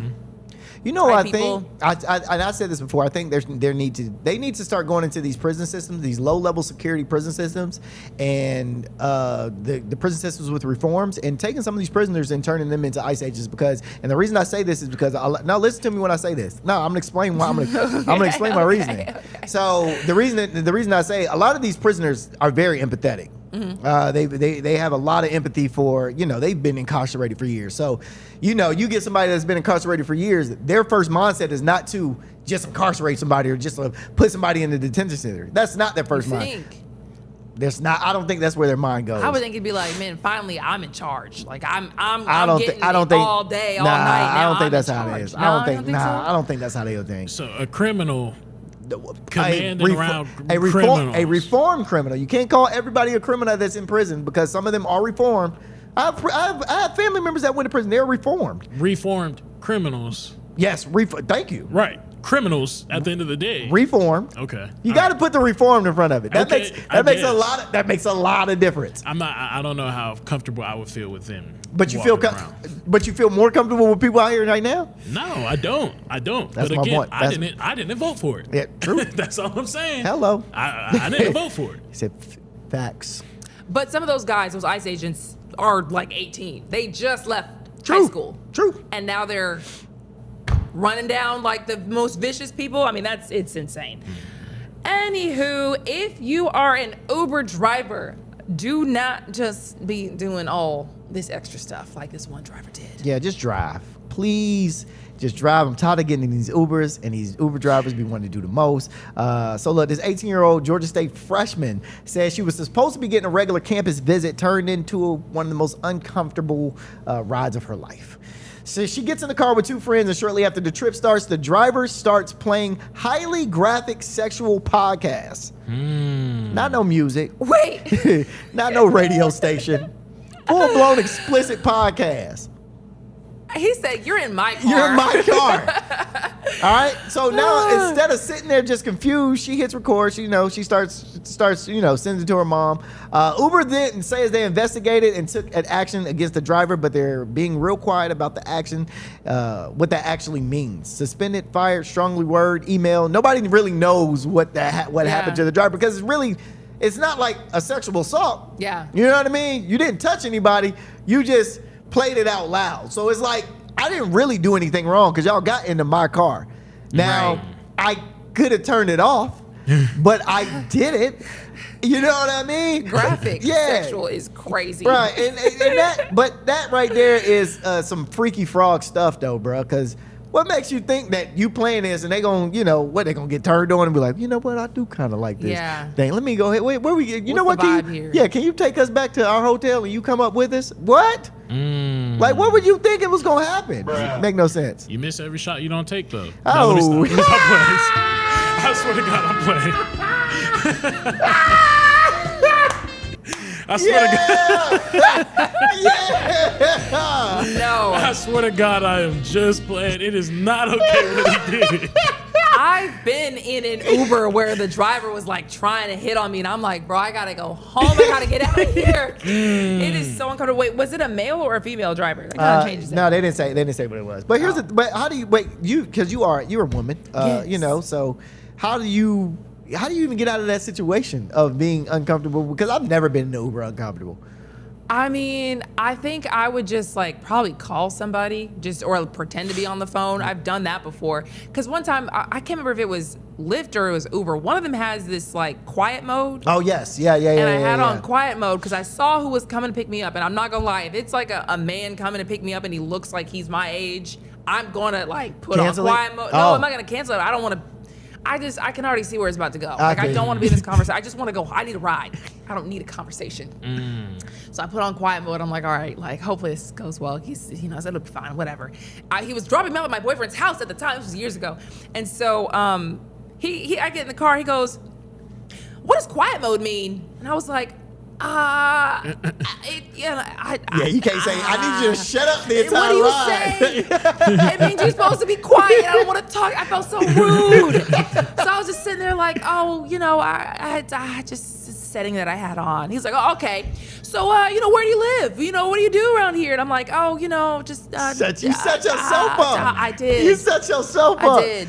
But they always try to talk to you. If they're a certain age, one time, boy, we'll move on. One time, I did cancel it. This guy pulled up, and it was where you could see, it was traffic on the road that I was on, so you could see the cars like in a line coming down the street. And this old rickety car was pulling up, and it looked like the make and model of the one that was supposed to get me, but it was like missing some paint. Oh, wow. Kind of one of those that had been kind of like stripped bare on some sides, like the door was like missing color on it. And I was standing there like, oh, please don't be it, please don't be it. And I swear to God, the driver points out the window, you Lana? I was like, no. He's like, all right. Canceled it real quick. And I was like, man, let me just eat this charge. Heck, no, I'm not getting in that car. That's real. Never see me again. Y'all don't know the struggle of being a girl. I don't. Try to get Now it over. Uber. But see, that's why they have Waymos. Just start taking Waymos at this point. Oh, man, I wish I would have found this video. Did you see that video over the weekend? I think Georgia Followers might have had it on there where 3 Yeah. Waymos got stuck at a light. Thought I it was didn't a see that video. blinking red light, and they thought it was a red light, and all 3 Waymos would not move. Everybody behind them got stuck. That's...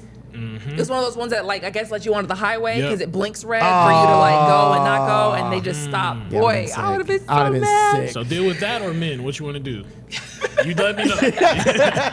What option you want to take?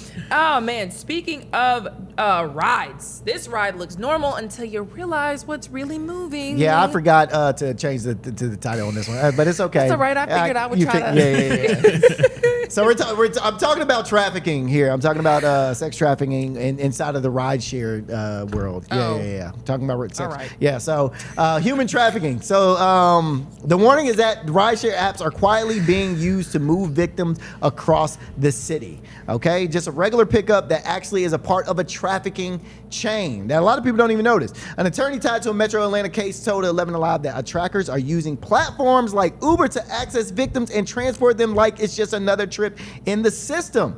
And that's not what makes it dangerous. It doesn't look suspicious. It looks just like you're going to the airport, going to work, or going home, which is absolutely insane.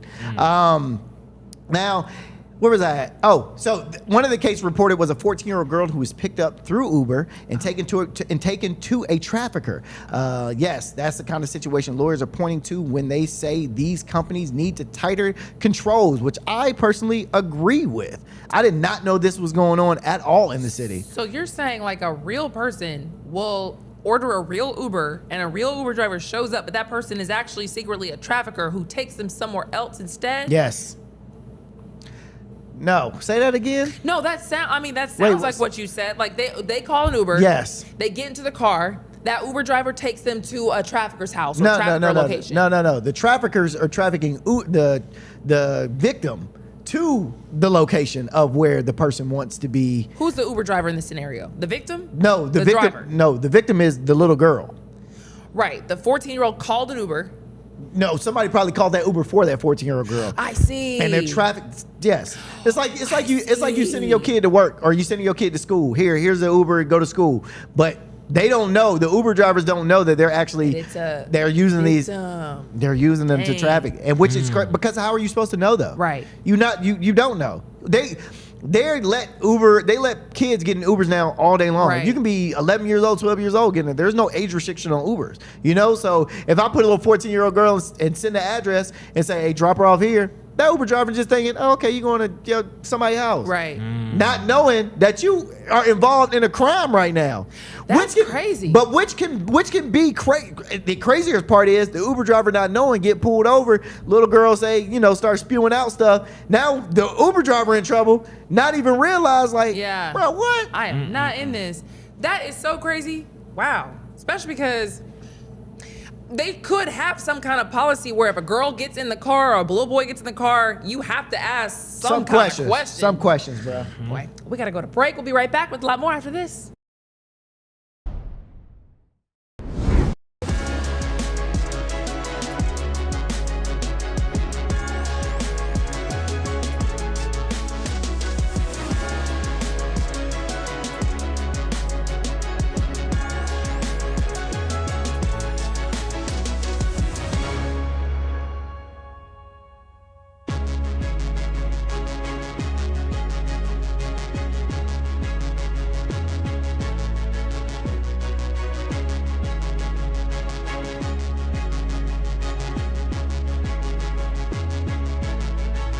Way I'm not. First of all, because once I eat here, I be tired. Yeah. You know what I mean? Like I be ready to go to sleep. So I try not to eat something big here, and then slide out. Do you hear that? Is that my phone? Is that me? Yeah, I mean, when you were talking like... No, that is your phone. How you have your? I have no idea. Oh, that was the news. Hot 97. Yes. News. What's the craziest thing that's ever happened to y'all in an Uber? I've never had anything crazy to me happen. Never? Oh, wow. Yeah, man. I mean, even in my heyday, when I was like having fun, I ain't really nothing too crazy. It must be nice. Yeah, I used to chill. I mean, we used to kicking the Ubers, man. I have had Ubers pick me up at like 4, 5, 6, 7. I had an Uber pick me up one time at like 10 o'clock in the morning after just a night of drinking and partying. And 10 o'clock in the morning, I get in the Uber and I'm like, the dude just looked in the rearview mirror and said, yo, are you going home? And I knew he probably was worried that because, dude, I was my eyes bloodshot, probably looked tired. And he was like, are you going home? I was like, yeah. He was like, good. And just drove me straight to the crib. He didn't talk to me at all. I passed out the back of his car. He woke me up, let me know I was at the crib. That's funny. I used to love riding Ubers. I have picked up a few girls in Ubers though, like a few girl Uber drivers. Okay. Yeah. How do you even? Because I would be like, oh my god, so annoyed, or like feeling like I'm like fending it off all night. If I'm cute and I'm driving. Oh well, listen, I didn't say that was cute. Oh. You know what I mean? I didn't say that was cute. You know what I'm saying? Just need a little attention. I said, 3 o'clock in the morning, you get a ride home, brother. It's like, hey, what you about to do? Oh my god. Where are you going right now? She said, what's that tip looking like? Yeah. You drop me off. Well, you come on in too, girl. Come on in too. Crazy. I've had that happen a few times. Okay, so where do y'all want to go from here? You still want to do this threat story? No. How about Queen? Oh, we can. No. I think we should go to it. Yeah. Are we going to it? Somebody send you a threats? This is an Emory threat. I mean, we can. Send you a threat. Okay. We can do it tomorrow. Do it today. We can do whatever.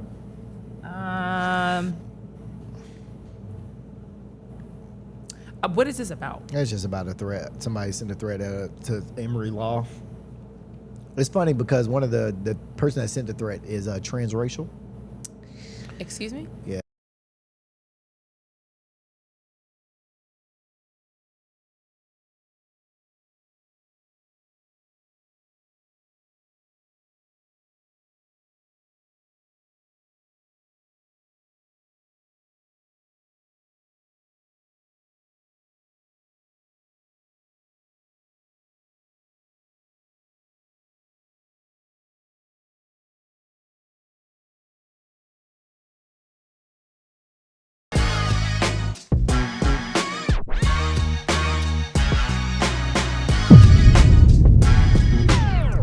We see you guys comments in here. You guys are so funny. Shout out to everybody watching on YouTube and hanging out with us in the comment section on YouTube. Of course, you can do that every commercial break. Rondella, 2 at 10 is a 10 at 2. Oh, thanks. Is what was said. So that's I appreciate it. follow up on the last Don't story. remind me. Okay, diving back into it. Which one of y'all threatened Emory University? Yeah, it got serious at Emory University over last week, and they still really haven't done what Emory students have wanted them to do. Is what from my understanding. So on campus, students saying they're genuinely afraid of their lives after a series of emails from another student that go way beyond offensive.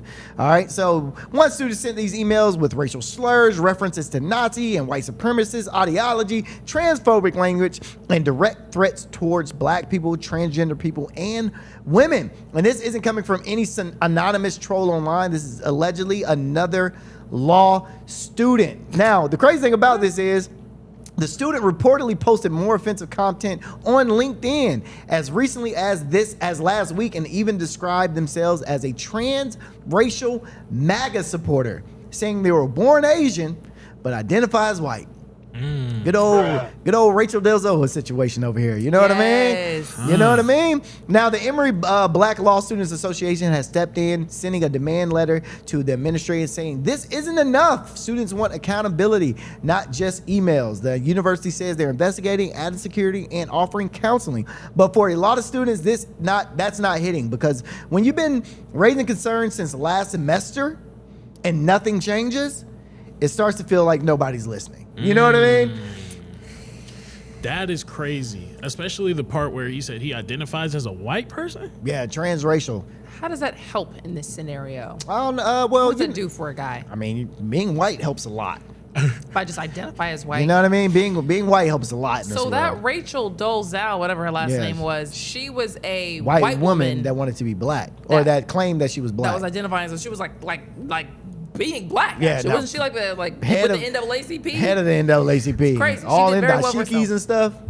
So at the time, there were conversations about what would you ask somebody to prove that you were black. Remember, like black Oh, questions? yes. 'Cause everyone's like, oh man, we gotta like catch them out there. So like there are certain questions that everybody should know. So Will, what questions might one ask if one was trying to identify, if they're Asian and they're trying to identify as... Will's not white. Well, they have a thing called Wasians. Have y'all seen that whole entire debate online? What is Things a like Wasian? that? A white Wasians, Asian? Yeah, like they're mixed with white, but like they say like Wasians typically don't look like mixed Asians and white people don't look like regular Asians. They look more closer to the white side. Oh, so okay. it's like then they identify as being white. So I wonder if this is one of those things where they're Wasian and then they're like, yeah, I identify with my white side. And then there's people. It's almost like a whole entire it really reminded me of like the whole black. How we handle our culture and how we talk about mixed race people and things like that, because it's like they was mentioning it. They was talking about how like the Asians, they start thinking that they're better than the regular Asians because they're mixed with white, and they start talking negatively. They forget where they came from. They don't care about the homeland, things like that. They start losing their culture once they started integrating into the white culture. And it's just like, that sounds awfully familiar. And a lot of times it makes me think like a lot of these people that are coming from other countries and things like that, they want to be white people so bad. For sure. They want to be white people so bad. For sure. I'm not. Emotional, damn it. There you go. What? All right. What?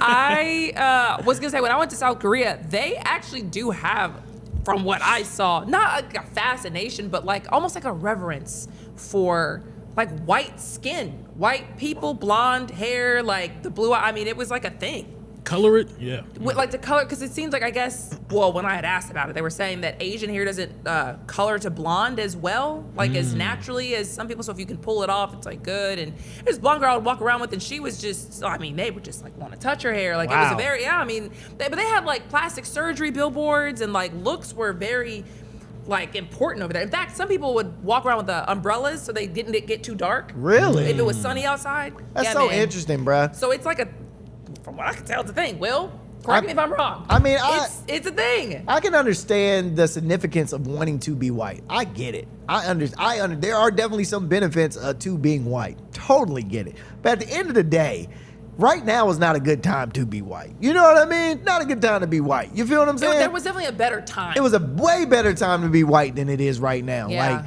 being white right now is like kinda sucks a little bit. You know what I mean? But they're noticing that too. They're upset about that. They're upset. That's what they've been complaining about it. Like, hey man, like y'all not about to do this stuff. It's a little back. They don't want to be the minority here in this country.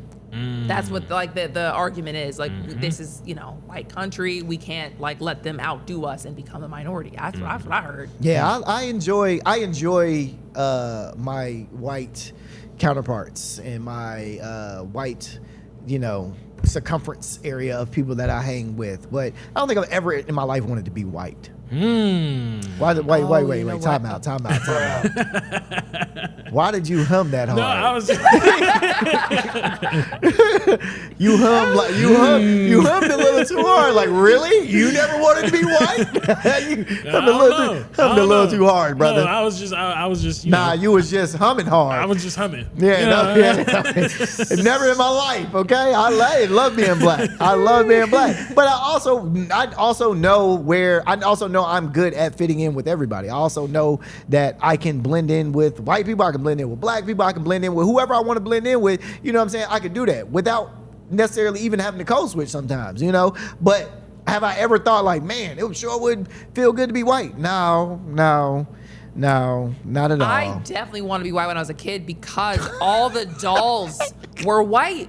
No, all the little girl dolls. That's not funny, Lana. Back but in the day, it's not a surprise to me. I'm not. No, see, it's okay to say that though. I'm glad that you admitted that because it takes a lot to admit that. Some of us will admit, and some of us will get on the news and say whatever sounds good. Yeah, that's what I heard. I would never admit it because it wasn't me. But no, as back a in woman, the day, I can see that. Yeah, though. like the dolls, the black dolls, they all came like this. Like dark color brown with like this just piece of flop on their hair. Like the white dolls had hair that you could brush, long blonde hair, and then the black dolls just you couldn't do anything with it. They had big noses. They weren't cute at all. True. They played in your face, so you wanted the white dolls. At least I did. And I mean, I was like, I wanted white skin, I wanted white hair, and I was like, man, like my cousins who came after me, my aunt specifically, would never give them a white doll because of me. Oh, wow. Because they saw how it made me hate me. Oh, wow. I got you. Yeah, I got you. You know what's Crazy. crazy is now, like, it's a flip now, to be totally honest with you. Most white women want to be black women. Or, crazy, yeah. Or they want black women features. They want yeah. black women features. They might not want to be black women, but they definitely want black women features, which is adjacent to wanting to be a black woman. Let's not get it twisted. Voluptuous lips, voluptuous hips, very curvaceous. Like, it's wild. And I've had a lot of my white homeboys be like, man, this would probably be so cool to be a black dude. And it's like, yeah, it is cool being us. I ain't gonna hold you. It is cool being black. I ain't gonna hold you. Yeah, man. Crazy. me. Okay, so we have more to talk about with Mr. Kash Patel. That we do. And it's because he went on Fox News probably and just gave, an interview. You don't really hear from him that often, just out of the blue. So, he was popping off. So y'all remember when, the FBI raided the Fulton County election hub over the 2020 election documents. They took over like 650 documents from the election hub. Well, now the FBI director, Kash Patel, says some arrests are coming soon. Here's what he said. Because they not only personally attacked the presidency of the United States and President Trump, but they tried to thwart our elections and rig the entire system. And they built this disease temple over 20 and 30 years. I can announce on your show that we've got all the information we need. We're working with our prosecutors, the Department of Justice, and their Attorney General Todd Blanche, and we are going to be making arrests. And it's coming, and I promise you, it's coming soon. Huh. So he didn't necessarily say he was coming after Fulton County specifically, but when you raided Fulton County, only one can draw a conclusion. So there may be some arrests coming soon to Fulton County, especially because Fulton County is currently in a legal battle with the feds right now in total. Fulton County is suing the federal government right now because they're trying to get these ballots back, and they're trying to say that the way that they took the ballots was illegal and things like that. It's just very interesting, and I just wanted to let people know, be aware, some folks in Fulton County, it's a possibility they could be getting arrested very soon, at least according to him. If they have proof, show us the proof. That was been the problem. They've been saying this for 6 years at this point, and it just seems like all the court cases went up in smoke, and nothing really came of any of it. And so now we get this raid. If you can prove something, let's hear it. And if you can't, I never want to hear about this ever again, because I'm so sick of it's insane. The conspiracy of it all is so deep that I want to give it some credence. I will just prove it to me, because at this point I don't believe anything anybody says. So if you can prove to me that there was some corruption here, I'm let's investigate and just send them all downhill. But until that point, what are we talking about? Yeah, it is. What are we talking about? That's why it is kind of questionable what Fulton County is doing right now, because I get that they're suing the federal government because they're claiming that the federal government took these documents, and the way they took them wasn't the right way. They were supposed to be taking inventory. They may have not taken inventory, and then documents could get misplaced, things like that. Weren't they supposed to take copies or something? And they took the real files and then just took them? Yeah, they took the actual real files, things like that. They were just saying that they mishandled these documents. Right.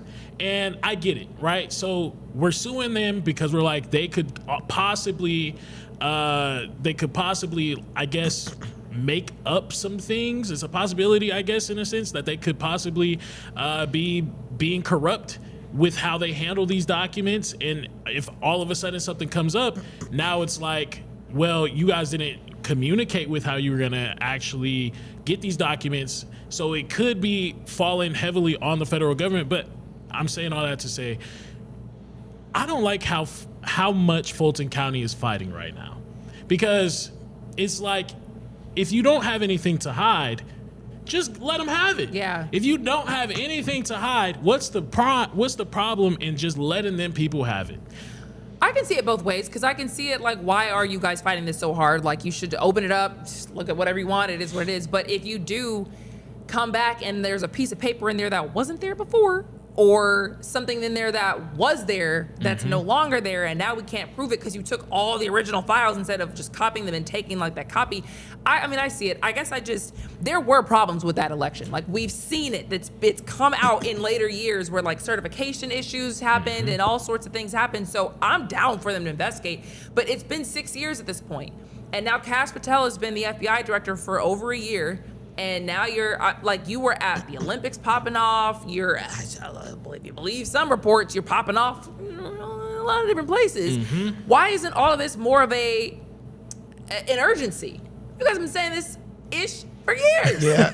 Epstein files, years. I mean, it's like, is this a problem or is it not? If it's a problem, then just like, can we get over this conversation and move on? So I was seeing some people talk about it. They was like, oh, he's only doing this because he almost lost his job. First, the timing on this is like, it's not lost upon. That's funny. Pete. This was the same video that you showed during the Yes. national section where he was talking about, yeah, my job is still here. He was basically confirming that his job isn't going nowhere. But if the reports are true that you was freaking out that your job may be gone, of course you're going to get on live TV and say, you know what, I'm going to support Donald Trump's agenda. I'm going to find something. We going to find something. We going to make an arrest to save my job. That's how it at least sounds like. Because Trump has explicitly said he wants his adversaries of sorts to be arrested for things that he feels like are crimes, whether or not he's been able to make that stick or not. Like, he just has a whole list, Letitia James and James Comey and all these people who he wanted to go down, who their cases just fell apart because they couldn't make it stick. Not to say that they're innocent, but they couldn't make it stick. So, I mean, it just is what it is. So if he pops up and now he's got some evidence like he knows Trump wants to hear, then you should have been dropped this, sir. You shouldn't have been at the Olympics partying with the team. You should have been in Fulton County pouring through these documents if that's what your job is. I mean, y'all just playing games. That's what I'm saying. So Fulton County, just be aware. The FBI still might be dabbling around that area. And it's just so coincidental that it's one of the most important midterm elections ever that this is all going down. Boy, leading up to the actual election, we could be in for so much stupidity. Yeah. It's getting I'm already wild. exhausted. It's getting wild. But speaking of the Olympics, this one actually might be a Hood Olympics record. Yes, it is. So I don't like to hype people up, you know. Yes, but you do. Yes, I do both like of to y'all hype do. people I up. love it. And this is why I picked this story for Rondell specifically.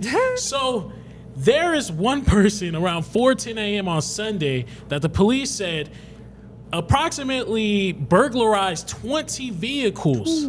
20 vehicles in the morning.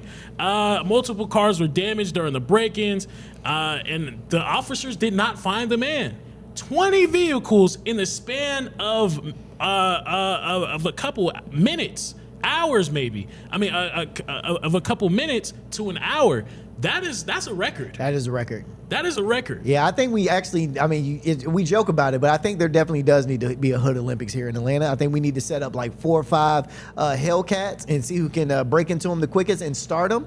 You know what I mean? idea. I think we should set up about 100 cars, line them up, and see how many windows you can break in under a minute. You know what I mean? So you get people training for what to do in the real world, or No, like, what's the goal no, here? you know, just it's to just- like do crimes? Just do crimes. Little Let's YouTube, teach people how to do nice little YouTube video, man. You know, see, get your best window breakers and your best carjackers out. You know what I mean? Come down to the Hood Olympics. You may be able to win you a lifetime supply of American Deli lemon pepper wings. I don't know, something. You know what I mean? Bring all the best carjackers and car break-inners to one spot and let police have them. Whoop whoop! That thing is getting raided. No, 1,000%. It is. It is. But That'd I be think the craziest thing. Oh yeah, I'm the best car breaker. I think that would be a dope video. Sir, come with me. I think that would be a dope video though. Watch people smash into a dope windows. YouTube video. No, you like a Mr. Beast type of thing. Like, say we had a parking lot and we just filled it up with cars, and we're like, all right, man, we have Jerome, and we Why have. you gotta be Jerome? I don't know, man. I don't know. Where's Get Steve your own at? people. Where's Steve Right. at? We got Where's Chad? We got Chad. All right, There we got you go. Brad. We ain't got we got Chad. Justin, and we got Jerome. You know, we're gonna. You guys all have 2 minutes to break it in as many cars as you can. Ready and go. Terrible idea. So the police are investigating surveillance footage, but they could not catch this guy. And mind you, this guy got away, at least what the officers are saying, the person could have possibly fled in an SUV, a white SUV.